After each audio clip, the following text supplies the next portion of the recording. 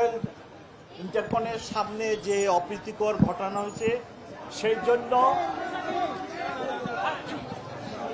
জন্য আমি এই ঢাকা মেট্রোপলিটন পুলিশের পুলিশ কমিশনার হিসেবে অত্যন্ত দুঃখিত এবং দুঃখ প্রকাশ করি।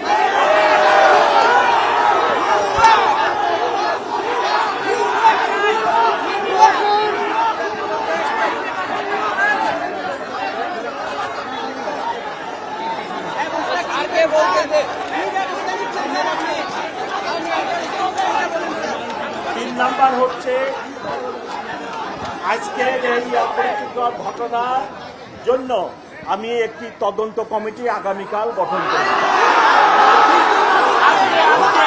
তোমাদের সকলকে অনেক অনেক স্নেহ ভালোবাসা এবং তোমরা ভালো থাকো আমি এই কামনা করি।